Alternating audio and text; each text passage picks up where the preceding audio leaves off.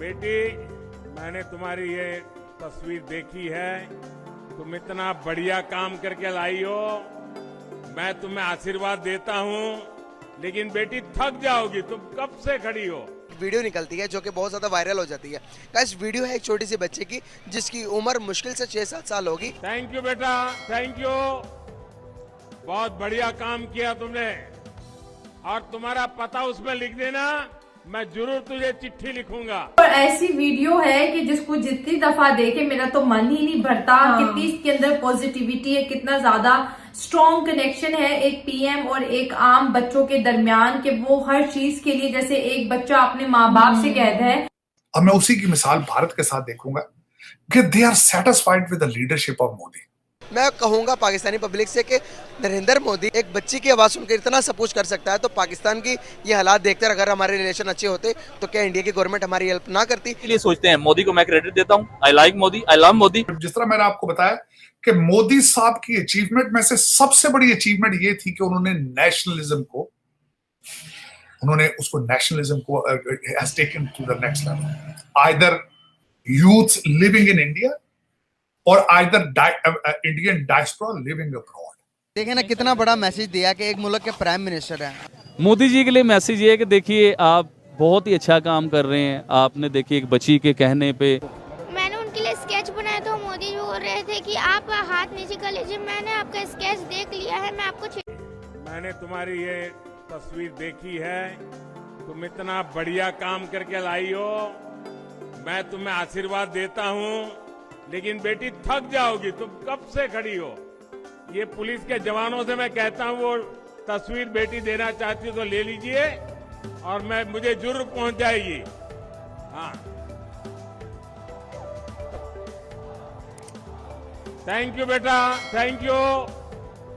बहुत बढ़िया काम किया तुमने।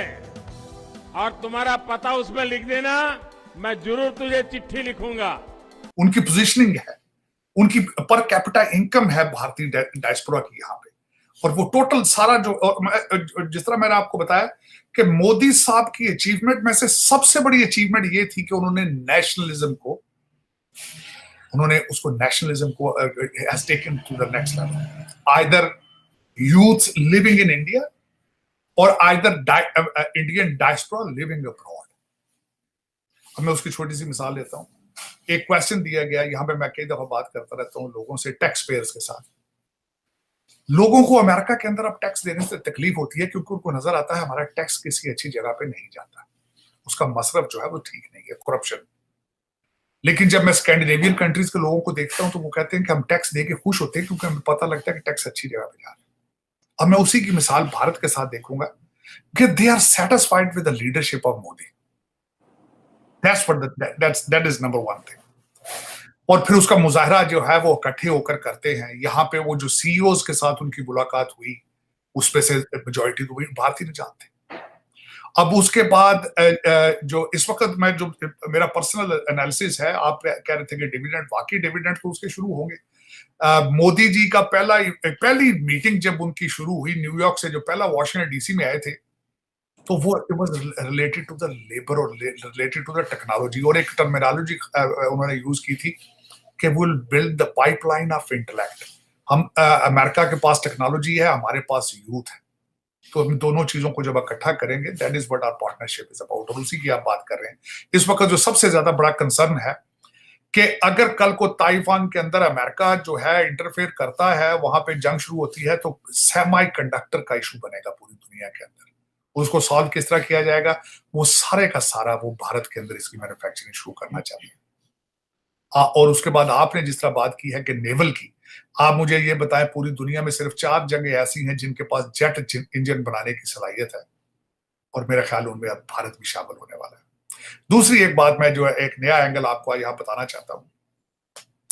एक नई चीज शुरू हुई है, वो ये है कि भारत ने बहुत ज्यादा अपने डिप्लोमेटिक मिशंस, नई एम्बेसियां खोली हैं, लेकिन आप ये सोचें वो कहाँ हैं, वो तो सारी अफ्रीका में। एक बच्चे की वो वहां पर बात सुनी जा रही है, तो यहाँ पर हमारे पॉलिटिशियन क्या कर रहे हैं?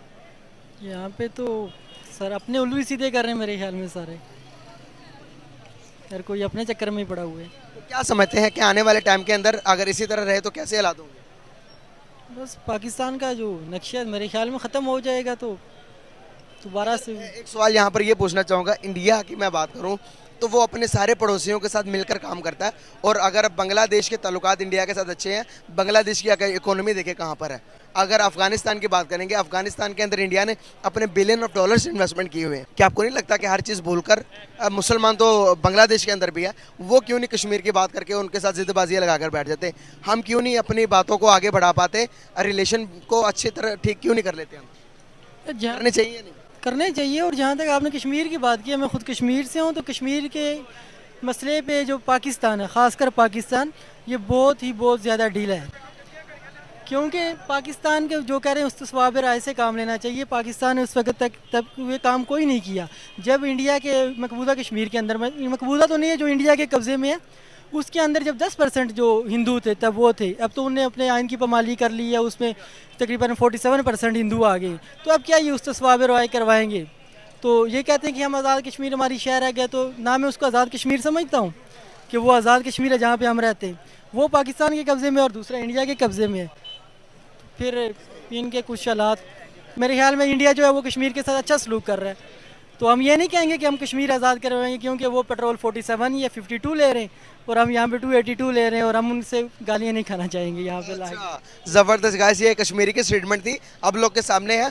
तो मुझे पता नहीं था कि आप कश्मीरी हो। कश्मीर कौन सी जगह से हो? मैं डिस्ट्रिक्ट बाग से हूँ। अच्छा, बाग से हैं। मैं खुद कश्मीर विजिट करके आया हूँ, LOC पॉइंट तक गया हूँ, उससे आगे शारदा तक गया हूँ। मैं शारदा से आगे केल भी गया हूँ, केल भी विजिट करके आया हूँ। अभी सारी कवरेज की है, मैं आपको चैनल पे बताऊँगा, आप विजिट कर लेना। लेकिन कश्मीरी लोग चाहते क्या हैं बेसिकली? कश्मीरी लोगों का मुकफ़फ़ क्या है? अगर मैं बात करूँ इंडिया के कश्मीर की, जहाँ पर जिसे हम श्रीनगर कहते हैं, श्रीनगर के अंदर जो कि दुबई की कंपनी बहुत बड़ी इन्वेस्टमेंट करने जा रही है, सबसे बड़ा मॉल बनाने जा रही है। क्या लगता है कि पाकिस्तानी